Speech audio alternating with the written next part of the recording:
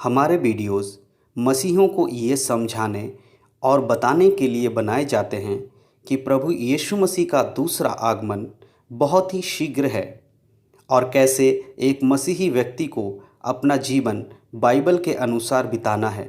और उन लोगों के लिए भी बनाए जाते हैं जो जीवित और सच्चे परमेश्वर को खोज रहे हैं। किसी व्यक्ति या धर्म की आलोचना करना हमारा उद्देश्य बिल्कुल भी नहीं है।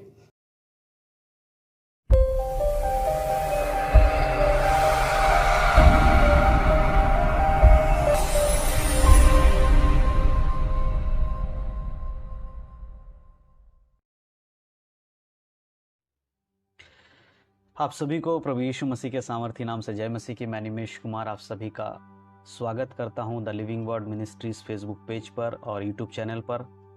आज हम लोग फिर से रोज़ाना जैसे हम लोग लाइव आते हैं और परमेश्वर के वचनों से अध्ययन करते हैं दोपहर के समय, और इवनिंग में हमारा रोज़ 7:30 बजे इसी पेज पर the living word ministries Facebook page पर हम लाइव प्रार्थना करते हैं। यूट्यूब चैनल पर भी हमारे वीडियोज़ हैं, हम लाइव प्रार्थना करते हैं आप सभी के लिए। आप सभी का जो प्रार्थना का विषय हम तक आते हैं हम उनके लिए प्रार्थना करते हैं। तो आप जितने लोग मुझे देख रहे हैं, आप सभी लोग हमारे फेसबुक पेज पर रोज़ाना शाम को 7:30 बजे आएँ। संडे के दिन नहीं, बाकी रोज़ाना हम आपके लिए प्रार्थना करेंगे। आप अपने प्रार्थना का विषय हमें कमेंट बॉक्स में दें ताकि हम आपके लिए प्रार्थना करें, और ज़्यादा से ज़्यादा वीडियोज़ को शेयर करते रहें ताकि लोग अधिक से अधिक जुड़े।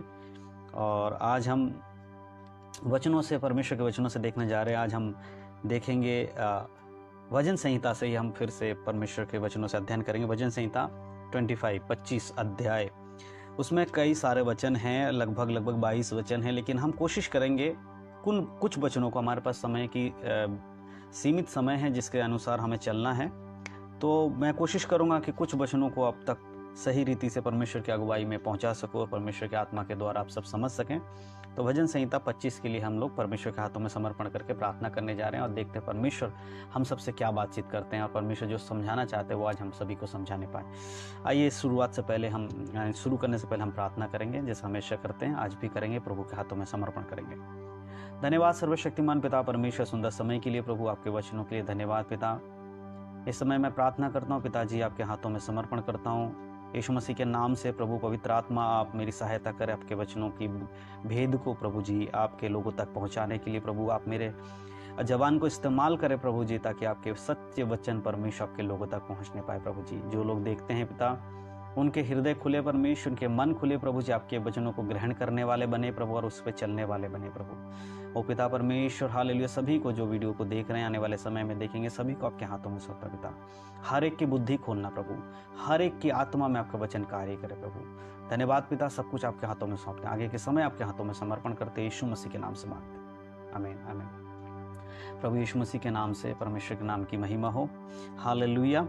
तो आज का मनन का जो हमारा विषय है वो भजन संहिता है। हम सब जानते हैं भजन संहिता में बहुत सारे भजन हैं जो दाऊद राजा के द्वारा लिखा गया। ये भजन भी दाऊद के द्वारा लिखा गया है, और इस भजन में कुछ बातें हैं जो सच में बहुत ही सामर्थी वचन है इसके अंदर, जो आज भी, वैसे तो बाइबल के हर एक वचन आपको रोजाना आपको नए बल, नए सामर्थ और नए ज्ञान के साथ भरता है, और ये वचन उसी में से आज आपको बहुत सारी चीज़ों को परमेश्वर के प्रति विश्वास में मजबूत करेगा, एक दृढ़ता लेकर आएगा आपके जीवन में। आपको कमजोरी में सामर्थ देने वाला वचन है, आपको जीवन में परमेश्वर की योजनाओं को पूरा करने वाला वचन है। भजन संहिता 25 में जो वचन हम पढ़ने जा रहे हैं, आप देखिएगा इनमें से बहुत सारे वचन आज आपसे बात करेंगे। आज इनमें से बहुत सारी चीज़ें आपसे मेल खाएंगी। आज परमेश्वर आपसे बात करने आए, सिर्फ ज़रूरत है तो आप परमेश्वर की बातों को सुनने के लिए रेडी हो जाएं, तैयार हो जाए, अपने आप को समर्पण करें। प्रभु अब जो वचन मेरे सामने वाला मैं आपसे सुनना चाहता हूं, मैं आपसे बात करना चाहता हूं। एक इस प्रकार की इच्छा के साथ आप परमेश्वर के समीप में आएंगे तो जरूर परमेश्वर की आत्मा, पवित्र आत्मा आज आपको इन वचनों से समझने के लिए मदद करेंगे। हालेलुया। तो ये वचन आज भजन संहिता 25 अध्याय, जब उसका हम हेडिंग पढ़ते हैं, उसके ऊपर का जो मेन पॉइंट किसके विषय में है, अगर भजनकार दाऊद लिखता है तो देखें क्या लिखा है। अगुवाई और रक्षा के लिए प्रार्थना। अगुवाई और रक्षा, देखिए एक दोनों चीज़ अलग अलग समझ रहे हैं लेकिन दोनों एक हैं, अगुवाई और रक्षा।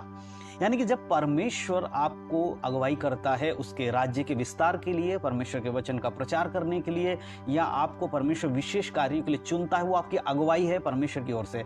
हर एक व्यक्ति के जीवन में परमेश्वर की अगुवाई है, चाहे वो विश्वासी हो, चाहे वो चेला हो या प्रचारक हो, कोई भी हो, सबके जीवन में परमेश्वर ने एक अगुवाई दी है, उसके अनुसार उसका जीवन चलना चाहिए।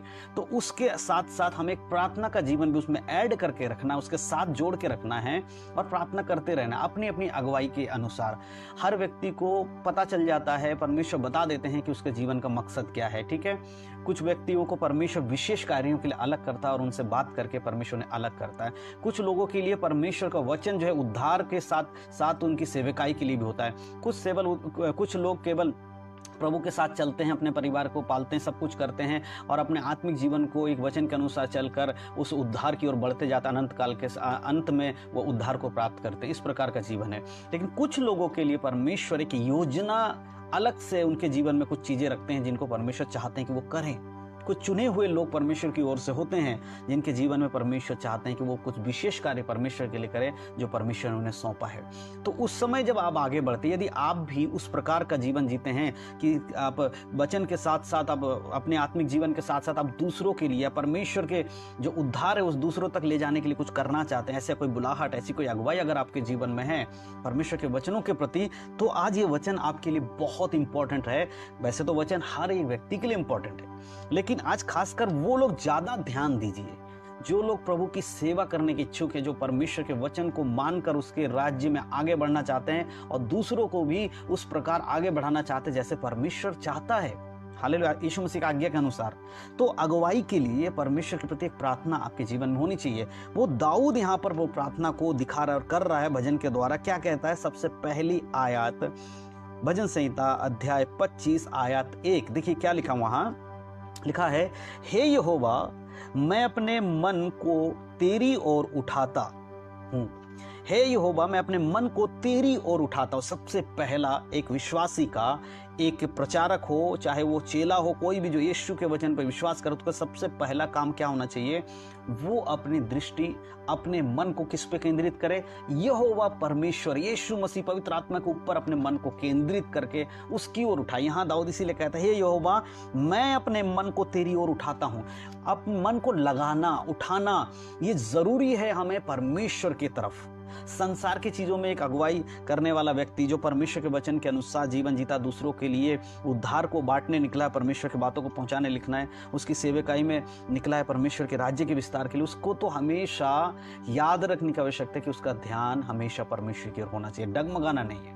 इसीलिए पहला याद कहता है, मैं अपने मन को परमेश्वर की ओर उठाता हूं। आपको उठाना पड़ेगा। इस प्रकार का जीवन आपको चाहिए। आज भजन संहिता आपसे बात कर रहा है, परमेश्वर का वचन आपसे बात कर रहा है। क्या आपका मन आज भी परमेश्वर की ओर नहीं किसी और वस्तु के उठता है? अगर ऐसा है तो सुधारिए अपने जीवन को, अपने मन को परमेश्वर की ओर लगाइए। और 25 अध्याय के आयत 2 में लिखा है, हे मेरे परमेश्वर, मैंने तुझी पर भरोसा रखा है, मुझे लज्जित होने ना दे। देखिए, ये लज्जित होने ना दे वाली बात कौन कर सकता है? वही व्यक्ति कर सकता है जो वाकई में परमेश्वर पर विश्वस्त है, उस पर आधारित है, उसी पर केंद्रित है, उस पर भरोसा रखता है। वो व्यक्ति कह सकता है, परमेश्वर, मैंने तुझ पर भरोसा रखा। अगर आप परमेश्वर, आपका मन परमेश्वर की ओर नहीं है, किसी और वस्तु की ओर है, तो आप कैसे प्रार्थना कर सकते हैं कि परमेश्वर मुझे लज्जित होने नहीं दे? क्योंकि आपका ध्यान तो परमेश्वर की ओर है ही नहीं। तो फिर आप परमेश्वर से क्या एक्सपेक्ट करते हैं कि परमेश्वर आपके जीवन में करें? जब आप खुद स्वयं परमेश्वर के साथ चलेंगे तो परमेश्वर आपको हर एक परिस्थिति में संभालेगा, आपको कभी भी गिरने नहीं देगा। आपके जीवन में कितनी भी दिक्कतें आ जाएंगी, कितनी भी परेशानी आ जाएंगी, अगर आपका ध्यान यीशु की ओर है, अगर आप यीशु की ओर ताकते हैं, तो पवित्र आत्मा आपको सामर्थ्य देगा हर एक परीक्षा में खड़े रहने के लिए और यीशु की ओर बराबर ताकने के लिए। हालेलुया। तो इसीलिए तब वो व्यक्ति कह पाता है, हे परमेश्वर, मैंने तुझी पर भरोसा रखा है।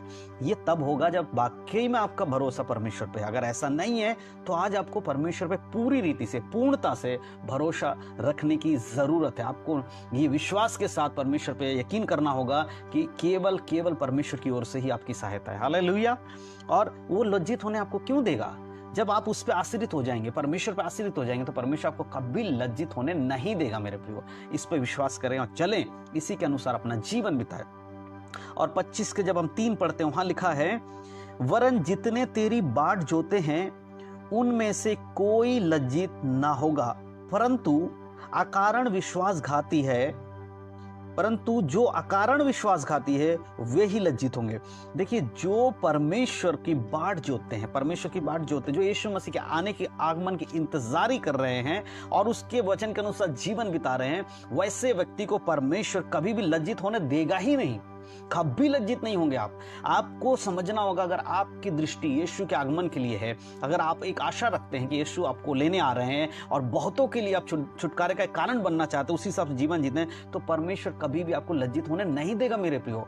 देखिए, परमेश्वर से आशा रखना, परमेश्वर से प्रार्थना करना गलत नहीं है, हमें करना है। हमारी ज़रूरतों के लिए, हमारे परेशानी के लिए हमें परमेश्वर से प्रार्थना करनी है, लेकिन ये भी साथ साथ देखना होगा, ये भी समझना होगा, क्या हम उस प्रकार का जीवन जीते हैं जैसा परमेश्वर चाहते हैं। अगर हम जीवन परमेश्वर के अनुसार नहीं जीते, यीशु मसीह के वचन के अनुसार नहीं जीते, यीशु मसीह के सदृश्य बन के नहीं जीते हैं, और हम उम्मीद रखते हैं कि जो परमेश्वर भले लोगों के लिए रखा है वो हमें भी मिले, तो कैसे होगा? एक तरफा परमेश्वर कार्य नहीं करता, आप के विश्वास के अनुसार आपके जीवन में काम होगा।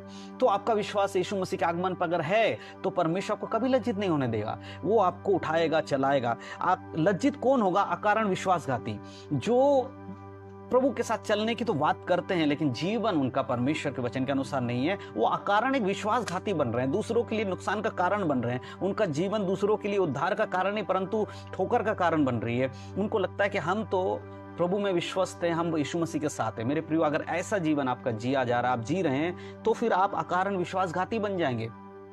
वचन पढ़ना और वचन को सुनना और उस पर चलना बहुत जरूरी है। केवल पढ़कर सुनकर चलना नहीं, उसको मानना है, उसको मान के चलना है, उसके अनुसार जीवन बिताना है। तब ये सारी बातें आपके लिए हैं। तब आप प्रार्थना में भी कह सकते हैं, प्रभु मैं तो तेरे साथ हूँ, मैं तो आपके राज्य की काम के लिए कार्य कर रहा हूँ, तो फिर मेरे जीवन में ये दिक्कत है, प्रभु हटा दीजिए। परमेश्वर जरूर आपके जीवन में काम करेगा, आपके बोलने से पहले करेगा। लेकिन आपका जीवन क्या ऐसा है? क्या आप इस प्रकार का जीवन जीते हैं? अगर इस प्रकार का जीवन जीते तो आप प्रार्थना करने के हकदार हैं, परमेश्वर से पाने के हकदार हैं। हालेलुया। और भजन संहिता 25:4 को जब हम पढ़ते हैं, वहां लिखा है, हे यहोवा अपने मार्ग मुझको दिखला, अपने मार्ग मुझको दिखला, अपना पथ मुझको बता दे। हालेलुया। परमेश्वर कहता अपना मार्ग मुझको दिखा, अपना पथ मुझको बतला दे। हालेलुया। परमेश्वर की स्तुति हो, परमेश्वर के नाम की महिमा हो। तो इन सारी चीजों को आपके जीवन में होना बहुत जरूरी है। परमेश्वर के पथ को देखना, परमेश्वर से विनती करना कि परमेश्वर अपना पथ मुझे दिखला, अपना मार्ग मुझे बता दे। इस तरह से निरंतर रोजाना आपको परमेश्वर के प्रति प्रार्थना के साथ परमेश्वर से मांगते रहना है, और परमेश्वर जरूर आपके जीवन में ये सब करेंगे। तो ये एक इच्छा आपके अंदर से परमेश्वर के प्रति आनी चाहिए। हालेलुया। परमेश्वर के नाम की स्तुति हो, परमेश्वर के नाम की महिमा हो। और उसके भजन संहिता 25:5 पढ़ता हूं, लिखा है, मुझे अपने सत्य पर चला और शिक्षा दे, क्योंकि तू मेरा उद्धार करने वाला परमेश्वर है। मैं दिन भर तेरी बाट जोता रहता हूं। हालेलुया। यहाँ वचन कहता है, यहाँ परमेश्वर कहता है, आपसे पूछता है, और दाऊद परमेश्वर से कह रहा है कि परमेश्वर यहोवा 5 को पढ़ा हमने, मुझे अपने सत्य मार्ग पर चला और शिक्षा दे। क्या आपकी प्रार्थना परमेश्वर से ऐसी प्रार्थना रहती है? हालेलुया। सोचिए एक क्षण, क्या आपकी प्रार्थना परमेश्वर से ऐसी प्रार्थना रहती है? कोई कमेंट कर रहा है, अभी मैं लाइव हूं तो शायद मैं आपका प्रार्थना का विषय मैं लिख लूंगा अगर आप प्रार्थना का विषय मुझे दे रहे हैं, लेकिन मैं अभी थोड़ा सा भजन संहिता से हैं, तो आप आपके प्रार्थना विषय दीजिए, कोई दिक्कत नहीं है। हम आपके प्रार्थना विषय शाम को 7:30 बजे करेंगे। प्रार्थना में जब बैठेंगे तो आपके लिए प्रार्थना करेंगे।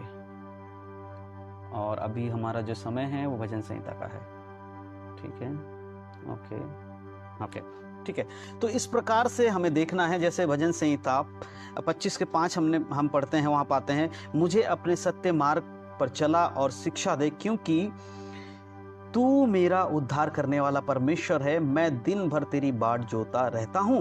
तो ये आप परमेश्वर से ये कह सकते हैं, ये प्रार्थना कर सकते हैं, प्रभु अपना मार्ग मुझे दिखा, अपना पथ मुझे बता, अपनी शिक्षा मुझे दे, क्योंकि मैं दिन भर क्या है, तेरी बाट जोड़ता रहता हूँ। अगर आपके जीवन में यीशु मसीह का ये इंतजारी है, आप अगर यीशु मसीह के आने के आगमन में बैठे हुए हैं, तो आप प्रार्थना परमेश्वर जब करते हैं कि प्रभु अपना मार्ग मुझे दिखा, मुझे चला, उसमें चला, तो परमेश्वर आपकी सहायता क्यों कर नहीं करेगा? क्योंकि परमेश्वर की योजना के अनुसार आप चल रहे हैं, क्योंकि वो तो आपका उद्धार करने वाला। आप जब विश्वास करते हैं प्रभु कि केवल केवल यीशु ही है। यूहन्ना 14 अध्याय के जब पढ़ते वहाँ लिखा है, मार्ग सत्य जीवन केवल यीशु मसीह ही है।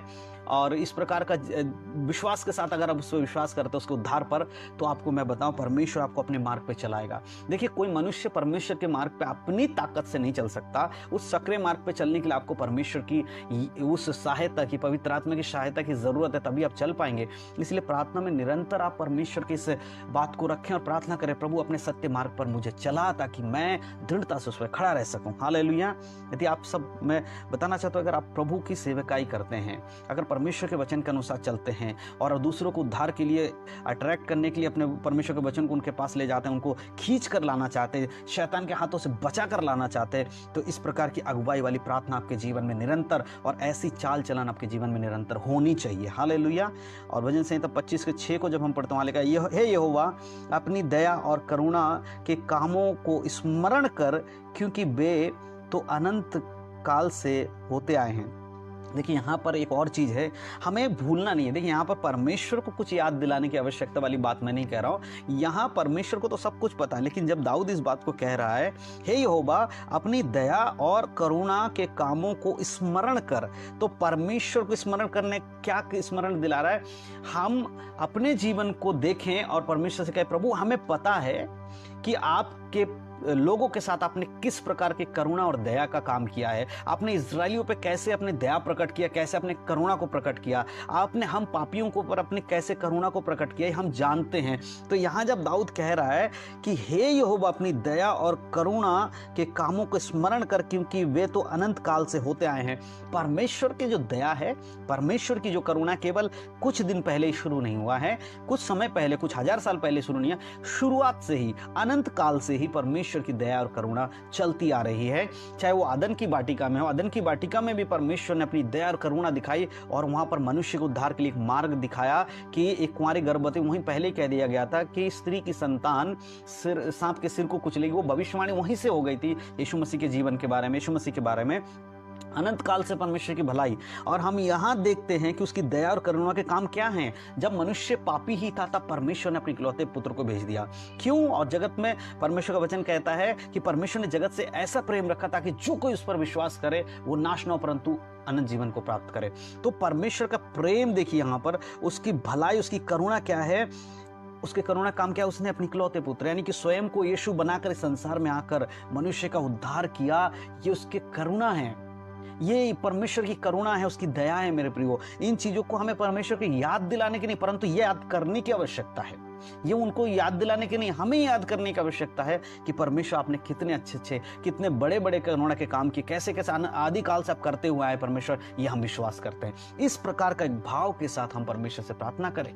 हालेलुया। क्या आपके जीवन में इस प्रकार का एक भाव है? क्या जब आप प्रार्थना करते हैं इस प्रकार का प्रार्थना करते हैं? क्या आप प्रार्थना केवल दोष लगाने के लिए परमेश्वर पर करते हैं, या फिर आपकी प्रार्थनाओं में परमेश्वर की उस महिमा को दिखाई देता है?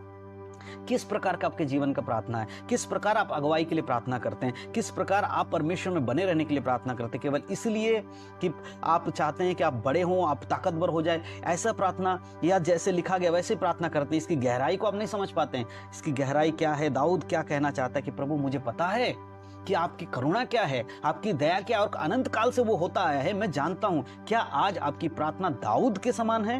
क्या आज आपकी प्रार्थना इन वचनों के आधार पर है कि प्रभु मुझे पता है जब मैं पापी ही था तब आपके पुत्र यीशु मसीह ने मेरे लिए अपने प्राण को दिया? इस प्रकार की दया को स्मरण करके क्या आप प्रार्थना करते हैं? तब प्रार्थना करने में कितना अनुभव आपको, कितना अच्छा लगेगा कि प्रभु मैं जानता हूं कि आपकी जो दया, आपकी करुणा है वो मेरे लिए आज से नहीं है, पहले से ही। आप मेरे माँ के गर्भ में पड़ने से पहले ही परमेश्वर आपके नाम लेकर आपको जानता है, आपके योजनाओं को परमेश्वर ने बनाए रखा है। हालेलुया। तो इसीलिए समझना होगा इस बात को। और भजन संहिता 25 अध्याय उसके 7 आयत को जब हम पढ़ते हैं, वहां लिखा है, हे यहोवा अपनी भलाई के कारण मेरी जवानी के पापों को, मेरे अपराधों को स्मरण ना कर। है ना? हे यहोवा अपनी भलाई के कारण मेरी जवानी के पापों और मेरे अधर्म के काम, मेरे अपराध को स्मरण ना कर। अपनी दया के अनुसार तू मुझे स्मरण कर। देखिए, अगर मनुष्य के कामों को, मनुष्य के पापों को परमेश्वर देखेगा, एक वचन में लिखा हुआ है, आप जब यशायाह नबी की पुस्तक पढ़ेंगे उसके 64 में जब आप पढ़ेंगे वहाँ पाएंगे कि मनुष्य के जो कर्म है, जो काम है, जो धर्म के काम है, वो परमेश्वर के सामने मैले चिथड़ों के समान है। हालेलुया। तो यहाँ पर दाऊद जो बात कह रहा है, हे यहोवा, अपनी भलाई के कारण मेरी जवानी के पापों और मेरे अपराधों को स्मरण ना कर, अपनी करुणा के अनुसार मुझको स्मरण कर।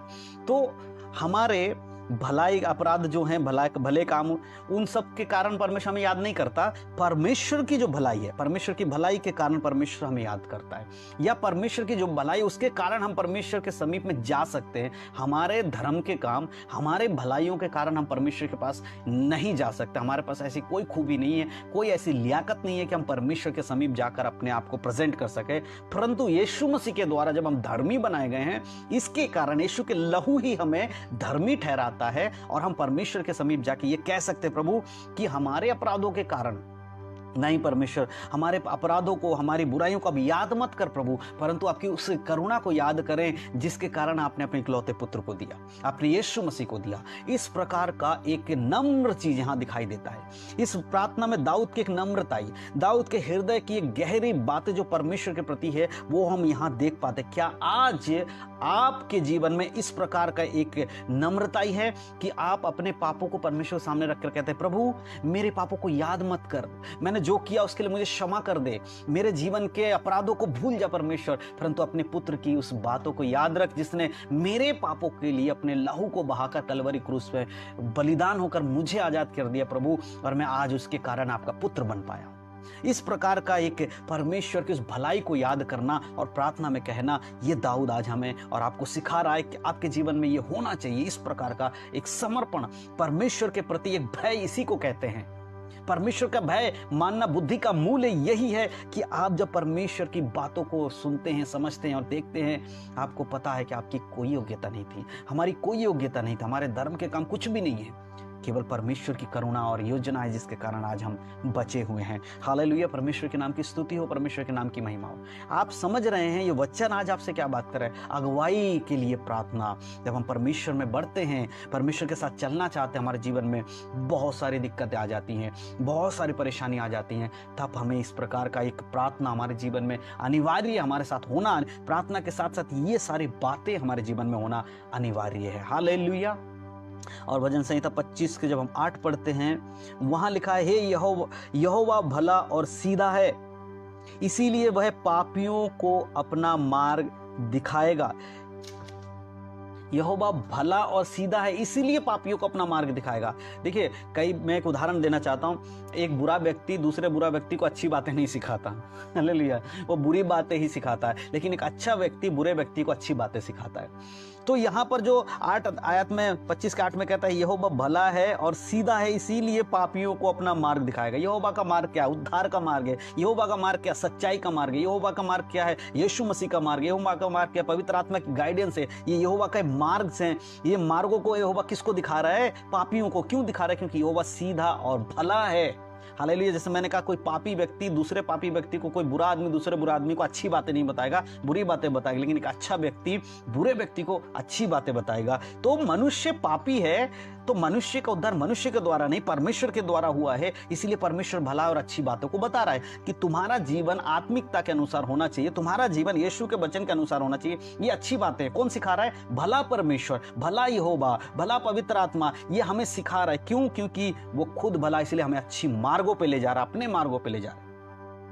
क्या आप ये सोचकर प्रार्थना करते हैं कि प्रभु भला है, प्रभु करुणामय है, प्रभु दयालु है और वो बढ़िया है, इसीलिए हमें अच्छी बातें सिखाएगा? या आप भी अपने स्वभाव के अनुसार परमेश्वर को गढ़ते हैं कि कोई बात नहीं, जैसा मैं हूं वैसे परमेश्वर। कई लोग कहते हैं हम परमेश्वर के स्वरूप और समानता बनाएगा, हम जैसे हम हैं ऐसे परमेश्वर है। बिल्कुल नहीं, परमेश्वर जैसे हम थे, परंतु मनुष्य के पाप करने के कारण परमेश्वर जैसे वो नहीं रहे। लेकिन यीशु मसीह के द्वारा जब वो शुद्ध किए गए, पवित्र किए गए, जिलाए गए, तब वो परमेश्वर की संगति में आने का उनको मौका मिल गया। हालेलुया। आज भी मनुष्य कई कमियों के कारण परमेश्वर के चलते चलते बहुत सारे जीवन में कमियां रहती हैं, लेकिन हमारे पास ये वचन है जो हमें अपने जीवन की कमियों से निकलने में सहायता करती है और हमें परमेश्वर के साथ आगे बढ़ने में मदद करती है। हालेलुया। और भजन संहिता 25 के 9 जब हम पढ़ते हैं, वहां लिखा है, वह नम्र लोगों को न्याय की शिक्षा देगा, हाँ वह नम्र लोगों को अपना मार्ग दिखाएगा। देखिए 8 में लिखा था कि परमेश्वर भला है ना, इसीलिए परमेश्वर अपने मार्गों को दिखाता है। परमेश्वर भला और सीधा है, इसीलिए वह पापियों को अपना मार्ग दिखाता है। और यहाँ लिखा है 9 में कि परमेश्वर नम्र लोगों का न्याय की शिक्षा देगा। परमेश्वर नम्र लोगों को न्याय की शिक्षा देगा, हाँ वह नम्र लोगों को अपना मार्ग दिखाएगा। तो अब कौन उसके मार्ग को देख सकता है? जब परमेश्वर सीधा है, भला है और मार्ग को दिखा रहा है पापियों को, तो आप पापी में से कितने लोग परमेश्वर के मार्ग पे चल पाएंगे? सारे पापी परमेश्वर के मार्ग पे नहीं चल पाएंगे, ये याद रखिएगा। हर एक पापी व्यक्ति, हर एक मनुष्य यीशु के साथ परमेश्वर नहीं चल रहा है, ना ही चल पाएगा। कौन चल पाएगा? वो यहां दिखा है, हाँ नम्र लोग को अपना मार्ग दिखाएगा, जो उसके वचन सुनते हैं।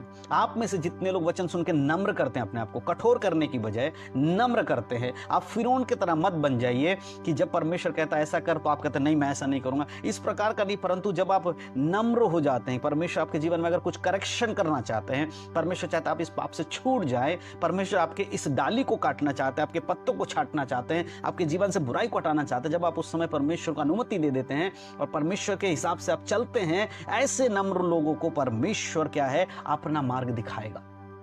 हर एक पापी के लिए परमेश्वर का मार्ग नहीं है। सुनते तो सभी हैं, लेकिन जितने लोग उसको मानकर नम्र हो जाते हैं और परमेश्वर के अधीन हो जाते हैं, यीशु मसीह के वचन के अधीन हो जाते हैं, उन लोगों को परमेश्वर अपने मार्ग पे चलाएगा।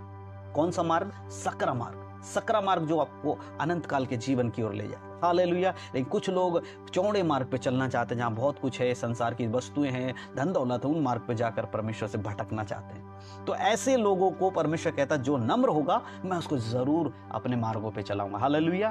परमेश्वर के नाम की स्तुति हो। परमेश्वर कितना भला है। 10 आयत 25 के 10 भजन संहिता 25 के 10 में लिखा है, जो यहोवा की वाचा और चुनौतियों को मानते हैं उनके लिए सब मार्ग करुणा और सच्चाई है। जो लोग यहोवा के वाचा, परमेश्वर के वायदे और चुनौतियों को मानते हैं, उन लोगों के लिए उनके लिए सब उसके आगे लिखा है, उनके लिए उसके सब मार्ग करुणा और सच्चाई है। परमेश्वर के सारे मार्ग करुणा और सच्चाई किन लोगों के लिए है? जो परमेश्वर के वायदों पर विश्वास करते हैं, उनकी परमेश्वर की जो चुनौतियां आती है परमेश्वर के साथ चलने में, उस पे स्थिर रहते हैं पवित्र आत्मा के सामर्थ्य के द्वारा, उन लोगों के लिए परमेश्वर के सारे मार्ग भलाई है, अच्छा है, करुणा है, सच्चाई है। तब आपके जीवन में अगर कोई परिस्थिति गंभीर आ जाती है और अगर आप उस पर विश्वास करते हैं, उसका वायदे पे विश्वास करते हैं कि जो अंत तक धीरज धरेगा उद्धार उसी का होगा, और यीशु ने कहा मैं तुम्हें लेने वापस आऊंगा क्योंकि मैं परमेश्वर के पास, पिता के पास जा रहा हूं भवन बनाने के लिए, इन सारी बातों पे जो विश्वास करके बैठा है, ऐसे लोगों के जीवन में जो मार्ग परमेश्वर चलाएगा, अगर दिक्कतें परेशानी आएगी तो उन लोगों को पता है कि वो हमारे लिए क्या है? करुणा और सच्चाई का मार्ग है। दिक्कतों में, परेशानियों में होकर चलने के लिए आपको कोई बहुत दिक्कत नहीं होगा। आप दुख सहकर भी, मुसीबतों को सहकर भी आप आनंद के साथ आगे बढ़ेंगे और खुशी के साथ आगे बढ़ेंगे, क्योंकि आपको परमेश्वर की वाचा और उसकी सच्चाई पर विश्वास है। हालेलुया। परमेश्वर की वाचा और उसकी चुनौतियों पर आपको विश्वास है, मानते हैं, इसीलिए आप चल पा रहे हैं। पौलुस को देखिए, पौलुस के जीवन में बहुत ज्यादा सताव था। जितने प्रेरित थे सबसे अधिक अगर देखें हम, पौलुस सताया गया था यीशु मसीह के वचन के कारण। लेकिन अंत में पौलुस क्या कहता है? मैंने अच्छी कुश्ती लड़ी। इस प्रकार का एक इच्छा, इस वचन के अनुसार जो परमेश्वर की वाचा और चुनौतियों को मानते हैं, तो परमेश्वर की वाचा पौलुस ने माना, परमेश्वर की चुनौती जो उसके जीवन में आई, कठिनाइयां बन के, उनको भी उसने देखा। अंत में वो कहता है मैंने अच्छी कुश्ती लड़ी है। क्या आज आप ऐसा जीवन जीते हैं? क्या आप इस प्रकार की अगुवाई में चलते हैं? नहीं चलते तो वचन आज आपको कहना चाहता है कि आप चलिए, आप इस प्रकार नम्र होइए और इस प्रकार परमेश्वर के हाथों में अपने आपको समर्पण कीजिए। चलिए, परमेश्वर आपके जीवन से हर एक परेशानी में आपको खड़ा करेगा, चलाएगा और अनंत काल का जीवन देगा। हालेलुया। यीशु के नाम की महिमा हो। भजन संहिता 25 के 11 को जब हम पढ़ते हैं, वहां लिखा है, हे यहोवा अपने नाम के निमित्त मेरे अधर्म को जो बहुत हैं क्षमा कर। स्वर्ग के नीचे, पृथ्वी के ऊपर और कोई ऐसा नाम नहीं दिया गया जिसके द्वारा मनुष्य का उद्धार हो सके। वो नाम कौन है? यीशु। यीशु नाम के द्वारा। यहां पर इसीलिए 11 कहते हैं, हे यहोवा अपने नाम के निमित्त मेरे अधर्म को जो बहुत है क्षमा कर। मनुष्य को अपने आप को हमेशा ये कहना ही होगा कि वो पापी है। कोई धर्मी नहीं, एक भी धर्मी नहीं है, सब के सब परमेश्वर की महिमा से रहित हैं। इसीलिए आप घमंड ना करें अपनी धार्मिकता पर, अपने कर्मों पे घमंड ना करें, अपने कामों पे घमंड ना करें। सब पापी हैं, आप में से, मुझ में से सारे लोग पापी थे। जो यीशु को जान गए उनका पाप क्षमा कर दिया गया है, लेकिन जो आज यीशु को नहीं जानते वो हर एक व्यक्ति आज भी पापी है। इसलिए मैं कहता हूं मन फिराओ, क्योंकि स्वर्ग का राज निकट और परमेश्वर का आगमन बहुत जल्दी होने वाला है यीशु मसीह का। इसलिए आज अगर आपके पास ये वचन पहुंचा, अपने मन को फिरा लीजिए। यदि कोई व्यक्ति यीशु के साथ चलते हुए बुराइयों में है, मैं उससे कहना चाहता हूं अपने मन को फिरा लीजिए, नहीं तो आपको मौका नहीं मिलेगा दोबारा। क्यों मौका दिया जा रहा है? परमेश्वर कहता है उसके नाम के निमित्त आपके अधर्म को बहुत जो क्षमा करेगा। आज आपको क्षमा करने के लिए परमेश्वर बैठा है। हालेलुया। परमेश्वर का नाम जो है, उस नाम के अनुसार आपके अधर्म जो बहुत क्षमा कर दिए जाएंगे। केवल जरूरत है तो आपको नम्र होकर परमेश्वर से प्रार्थना करने की। हालेलुया। भजन संहिता 25 के 12 जब पढ़ता हूं, लिखा है वह कौन है जो यहोवा का भय मानते हैं, या वह कौन है जो यहोवा का भय मानता है, यहोवा उसको उसी के मार्ग पर जिससे वो है प्रसन्न होता है चलाएगा। देखिए यहाँ पर बहुत इंपॉर्टेंट बात है, कौन वो है जो यहोवा का भय मानता है। परमेश्वर के मार्ग पर कौन चलेगा और परमेश्वर किसको सहायता करेगा अपने मार्गों पे चलाने के लिए? वो जो यहोवा का भय मानता है, जो व्यक्ति परमेश्वर का भय मानता है, उसी को यहोवा अपने मार्ग पर चलाएगा जिस पर परमेश्वर खुश होता है। जो यीशु मसीह जिस मार्ग पे आपको चलाकर खुश होता है, उस मार्ग पे अगर आपकी अगुवाई पवित्र आत्मा करेगा, कब करेगा? जब आप यहोवा का भय मानते हुए चलेंगे, तब पवित्र आत्मा आपको परमेश्वर के मार्गों में चलने में सहायता करेगा। इसलिए वचन यह कहता है वह कौन है, एक सवाल है, वह कौन है जो यहोवा का भय मानता है? कोई है ऐसा आप में से? क्या कोई है ऐसा जो परमेश्वर का भय मानता है? अगर है तो मेरे प्रियो, उसके आगे यहोवा कहता है यहोवा उसको उसी के मार्ग पर जिस पर वह प्रसन्न होता है आपको चलाएगा। परमेश्वर जिस मार्ग पे चलने पे प्रसन्न होता है आपको उसी मार्ग पे चलाएगा, तब जब आप यहोवा का भय मानेंगे। हालेलुया। समझ पा रहे हैं वचन?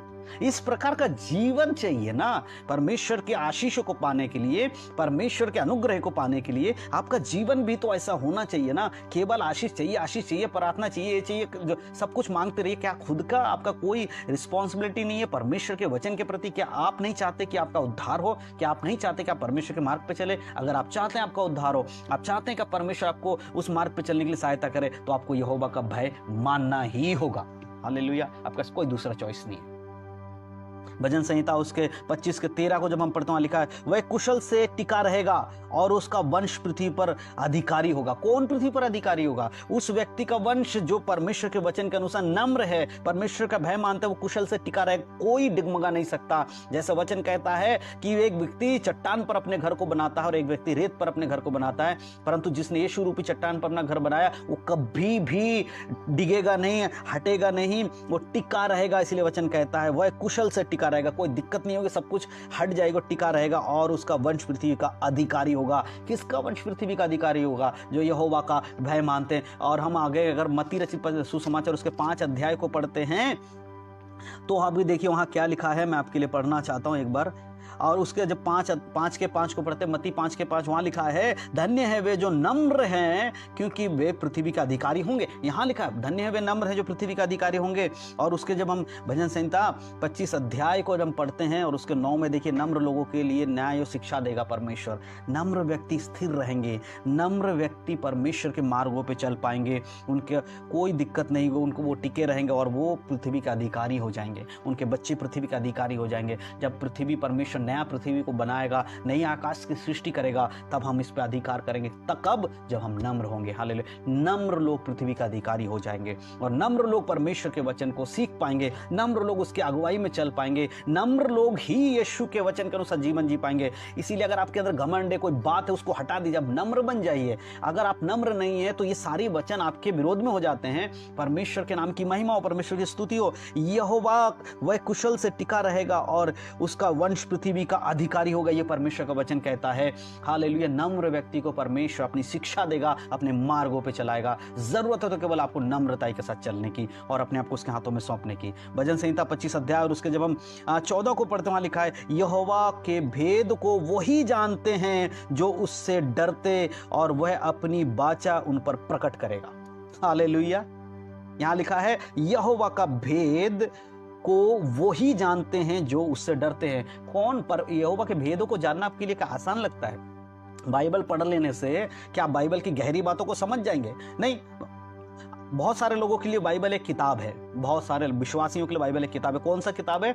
जो संडे के दिन निकाली जाती है, बाकी दिन इसका कोई मतलब नहीं है, कोई काम नहीं है। वो फ्रिज पे रखने वाली है कि एक 100 पीस की तरह। चर्च गए, बाइबल वहाँ देखा, बंद किया, घर आए, फ्रिज के ऊपर, टीवी के ऊपर, किसी कोने में डस्टिंग करने के लिए जगह कहीं पे भी टेबल पर रख दिया, और अगले संडे के लिए हम इंतजार करेंगे बाइबल खोलने के लिए। ऐसे व्यक्ति के लिए परमेश्वर का वचन, गहरी बातें कैसे समझेंगे? यहोवा का भेद कौन जानता है? वह जो उससे डरता है। अगर आप परमेश्वर से डरते हैं तो बाइबल पढ़ेंगे आप। परमेश्वर से डर का मतलब उसके बारे में तो जान जाइए। मेरा बेटा मुझसे डरता है तो मुझे, मेरे बेटे को मेरे बारे में सब कुछ पता। पिताजी ऐसे करने पे डांटेंगे, पिताजी ये करने पे बोलेंगे, मेरे पिताजी ये करने पे मुझे नाराज हो जाएंगे। ये सारी बातें मेरा बेटा मुझे जानता है। कैसे जानता है? संगति के कारण। हम एक साथ रहते हैं, सुबह शाम हम एक साथ बैठते हैं, खाते पीते उठते, सब कुछ हम साथ करते हैं। इसीलिए मेरे बारे में मेरा बेटा अधिक जानता है, लेकिन किसी दूसरे के बारे में मेरा बेटा इतना नहीं जानता है। उसी प्रकार अगर वचन आप पढ़ते नहीं है तो परमेश्वर को आप कैसे जानेंगे? उसका डर आपको अंदर कैसे आएगा कि परमेश्वर को क्या पसंद है, परमेश्वर को क्या पसंद नहीं है, यीशु मसीह ने क्या कहा, यीशु मसीह ने क्या नहीं कहा? इन सारी बातों को आप कब जान पाएंगे? जब आप परमेश्वर और उसके वचनों को पढ़ते रहेंगे। इसीलिए भजन संहिता 25:14 कहता है, यहोवा का भेद वही जानते हैं जो उससे डरते हैं। डरने का अर्थ ये नहीं कि हम भय खाएं, डरने का अर्थ हम परमेश्वर के स्वभाव को जानें कि परमेश्वर को क्या पसंद है, परमेश्वर को क्या नहीं पसंद है। जब हम उसके अनुसार जीवन बिताते हैं, ये एक भय है, एक आदरपूर्ण भय है। हमारा बच्चा, आपका, अगर आप में से कोई पिता है तो माता है, तो आपको पता होगा कि आपका बच्चा आपसे उस प्रकार नहीं डरता, आपसे इज्जत करके डरता है, आपकी इज्जत करता है इसलिए डरता है। तो जब हम यहोवा का भय मानते हैं तो हम उससे इसलिए नहीं डर रहे। हमारे यहोवा के बहुत 2 सींग नहीं है, बड़े बड़े मूछे नहीं है, हाथ में तलवार, बरसी और ढाल, तोपे ये लेके नहीं खड़ा हमारा परमेश्वर दंड देने के लिए। हमारा परमेश्वर अपने वचनों के अनुसार हमारा न्याय करेगा। हमारे कर्मों के अनुसार, हमने जो किया है उसके वचन में सही है नहीं है, उसके अनुसार न्याय करेगा।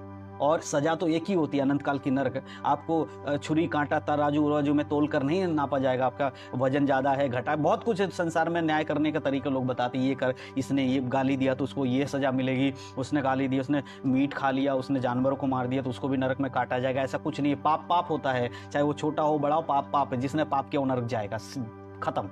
इसके अलावा कुछ नहीं है। कोई आपके कर्मों के अनुसार आपको डिवाइड नहीं किया जाएगा। आप ये करिए, आपने इसको गाली दिया तो आपको बस छोटा सा एक सजा देकर उसके बाद कहेंगे बेटा कोई बात नहीं, अब तुम स्वर्ग में आ गए हो, अब गाली मत देना। ऐसा नहीं होता। अगर आपने गाली दिया है, आपने चोरी की है, तो आपको जाना तो नरक में ही पड़ेगा। यहोवा का भय ये होता है कि हम उन बुराइयों से दूर रहते हैं जिनको परमेश्वर पसंद नहीं करते। यही भय मानना होता है। और जो उसका भय मानते उस पर वो अपनी क्या करता है? भेद को प्रकट करता है। तो बाइबल की भेद की बातें वही समझ सकता है जो उससे डरता है, उसके भेदों को समझना चाहता है। आपने देखा होगा कई बार बहुत सारे लोग ऐसे ऐसे वचनों को प्रचार करते हैं, वो आपको लग जाता है अरे कितनी गहरी बात है, हमने तो कितनी बार इस वचनों को पढ़ा लेकिन हमें कभी समझ में नहीं आया। उनको कैसे समझ में आया? क्योंकि वो परमेश्वर का भय मानते हैं, परमेश्वर से डरते हैं। इसीलिए परमेश्वर अपने भेद की बातों को बता रहा है। वह अपनी वाचा उन पर प्रकट कर रहा है। किन पर? जो परमेश्वर से डरते हैं। क्या आज का आपका जीवन परमेश्वर के साथ भय और भक्ति के साथ है? अगर नहीं है तो परमेश्वर क्यों कर आपके ऊपर ये चीजें प्रकट करेगा? क्या आप सिर्फ वचन पढ़ लेंगे तो आपको समझ में आ जाएगा? दुनिया की इकलौती किताब है जिसको समझने के लिए आपको पवित्र आत्मा की सामर्थ्य की जरूरत है। जिसको समझना है तो आपको परमेश्वर से अनुग्रह की आवश्यकता है। ये कोई साइंस की किताब नहीं है जिसको आप कैलकुलेशन करके जोड़ घटा के बता देंगे ये है, ये ऐसे करके ये है, फलाना है। जो अगर ऐसी किताब होती ना, संसार लगे पड़े हैं, संसार के वैज्ञानिक लोग लगे हुए हैं आज भी इसके बारे में कि संसार बना कैसे, उनको आज भी नहीं पता। जबकि बाइबल हजारों साल पहले बता देती कि बाइबल में लिखा है कि संसार बना कैसे। मनुष्य के शरीर के अंदर इतनी सारी जटिलताएं हैं, लोगों को आज तक नहीं पता, लेकिन बाइबल बताती परमेश्वर ने उनको बनाया है। आप समझ पा रहे हैं? इसको समझाने के लिए पवित्र आत्मा है। और पवित्र आत्मा देखिए, दुनिया की इकलौती ऐसी पुस्तक है, संसार के ब्रह्मांड की ऐसी, पूरे कायनात को परमेश्वर, उनमें से एक ऐसी किताब है जिसको लिखने वाला ही आपको समझाता है। बाकी किताबों को लिखा किसी ने होगा, टीचर पढ़ा रहा होगा, और कोई टीचर पढ़ा रहा होगा, और कोई, लेकिन क्या है, इसको लिखने वाला ही शिक्षा देने वाले को। आज अगर मैं आपको वचन बता रहा हूं तो मुझे कौन वचन बता रहा है? मेरा पवित्र आत्मा जो मेरे साथ है, वो मुझे अगुवाई करता है, वो मुझे ज्ञान देता है, वो मुझे परमेश्वर के वचन के बारे में बताता है, तब मैं आपको बता रहा हूं। आपको भी परमेश्वर बताते हैं, तब जाके आप किसी और को बताते हैं। तो शिक्षा देने वाला व्यक्ति कौन है? जिसने इसको लिखा है। संपूर्ण पवित्र शास्त्र परमेश्वर की आत्मा की प्रेरणा के द्वारा लिखा गया, बाइबल बताती है। वो शिक्षा देने के लिए, बुरी बातों से बचने के लिए और आत्मिक उन्नति के लिए लाभदायक है। समझ रहे हैं हम? तो ये एक चीज आपको समझना है, यहोवा का भय कोई चोर डकैत का चोरी करके आने वाला का भय वाली बात नहीं कह रहा हूं कि आपको पुलिस देखकर डर लग रहा, वो नहीं है। ये एक ऐसा भय है जो आदरपूर्ण और एक ऐसा स्वभाव दिखाता है जो हम किसी की इज्जत करते हैं। हालेलुया। तो आज का वचन अगुवाई के लिए है, परमेश्वर का वचन से लिखा है अगुवाई के लिए रक्षा का प्रार्थना। तो क्या आप जब परमेश्वर की सेवकाई करते हैं, आप इस प्रकार का एक प्रार्थना भरी जीवन जीते हैं और इस प्रकार से अपने आप को जांचते हुए बात करते हैं परमेश्वर से, केवल मांगते हैं प्रभु मुझे इससे निकाल दीजिए, परमेश्वर ये चीज मेरे जीवन में खराब है, आप इसको हटा दीजिए, केवल इतना ही? या फिर परमेश्वर की उस करुणा को भी याद करते हैं जो आपके ऊपर उसका है, या परमेश्वर के उन वायदों को भी याद करते हो परमेश्वर ने आपको दिया है, या उन चीजों को आप जीवन में करते हैं जो परमेश्वर आपसे चाहता है? अगर ऐसा कर रहे हैं और आप इस प्रकार का प्रार्थना कर रहे हैं, मेरे प्रिय, मैं आपको बताना चाहता हूं प्रभु आपके साथ है, परमेश्वर आपके साथ है। वो कैसी भी मुसीबत हो, कैसी भी दिक्कत आपके जीवन में है, उसमें से निकाल कर आपको बाहर ले जाएगा। ये बाइबल और परमेश्वर का वचन हमें बताती है। हालेलुया। आज जांचना तो आपको है, आज दूसरे को जांचने की आपको आवश्यकता नहीं है, खुद को जांचिए। दुनिया क्या कर रही है, गलत कर रही होगे, हाँ, दुनिया की गलतियों को हमें दिखाना होगा, आप ये मत कीजिए, ये गलत है, लेकिन सबसे पहले जिस बात के लिए आप दूसरों को जांचना चाहते हैं, पहले खुद को तो जांच लीजिए। इसीलिए यीशु मसीह कहता है कि तेरे आंखों में जब लट्ठा है तो अपने भाई की आंखों का तिनका कैसे देख सकता है? सबसे पहले अपनी आंखों को साफ कर अपने लट्ठा को निकाल, तो अपने भाई की आंखों का तिनका भली भांति जांच कर निकाल पाएगा, देखकर निकाल पाएगा। तो दूसरे की तिनका निकालने के लिए मना नहीं करा, निकालिए उनका तिनका, आप उनको अच्छी शिक्षा दीजिए, लेकिन सबसे पहले खुद तो जान जाइए बाइबल क्या कहती है। बाइबल की शिक्षा आप दूसरों को देने जा रहे हैं, खुद को बाइबल के बारे में नहीं पता।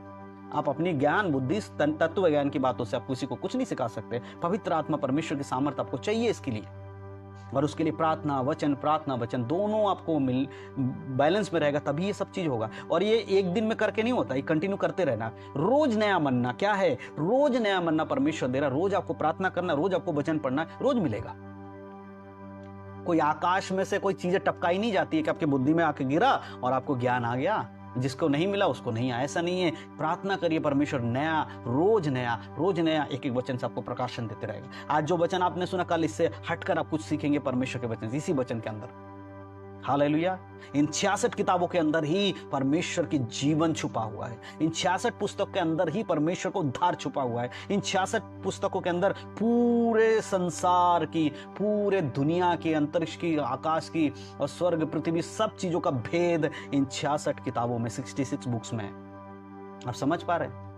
एक हिंदुस्तान के बारे में जानना है तो आपको 40-45 किताबें पढ़ना पड़ेगा, लेकिन पूरे कायनात को जानने के लिए परमेश्वर ने एक पुस्तक 66 पुस्तकों की ग्रंथ है उसको दिया है, और इसमें सब कुछ है, इसका ना आदि है ना अंत, सब कुछ इसी के अंदर समाया।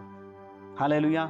तो जरूरत है तो आपको परमेश्वर को जानने की, उसके वचन को जानने की। अगर आप परमेश्वर के वचन जान जाते हैं, परमेश्वर के वचन के अनुसार जीवन बिताते हैं, उसके भय में चलते हैं, तो चाहे आपके जीवन में कुछ भी होगा, परमेश्वर आपको खड़ा करेगा। इसीलिए दाऊद जब ये प्रार्थना कर रहा है तो अपनी कमियों को भी दिखा रहा है और परमेश्वर को उसकी वाचा याद दिलाकर परमेश्वर से कहता है, प्रभु मैं जानता हूं तो कितना भला है। क्या आज आप प्रार्थना करके कहते हैं, प्रभु मुझे पता आपने मुझे कितने सारे मुसीबत से बचाया है, मैं अब कैसे डगमगा सकता हूं, आपने इससे पहले मुझे इतने अच्छे से संभाला है, तो मैं आज इस परेशानी में आकर कैसे डगमगा जाऊंगा। मुझे विश्वास है कि आप इसमें से भी मुझे निकाल सकते हैं। अगर ऐसी प्रार्थना आपकी है तो मेरे प्रिय, मैं आपको बताना चाहता हूं, आज परमेश्वर आपको छुटकारा देगा, आज परमेश्वर आपको सामर्थ देगा कि आप परमेश्वर के साथ चल सके। हालेलुया। परमेश्वर के नाम की महिमा हो। मैं विश्वास करता हूं कि यह वचन आज आप सभी के लिए रहा और परमेश्वर ने आप सभी से बात किया। मेरे प्रिय, एक बात याद रखिएगा, मैं हमेशा कहता हूं, आज भी कहता हूं, बहुत जल्दी है जब यीशु मसीह आ जाएंगे। आपके जीवित रहते हुए और यीशु मसीह के आगमन से पहले जो काम आप करेंगे वही आपके लिए गिना जाएगा, उसी के अनुसार आपका न्याय होगा।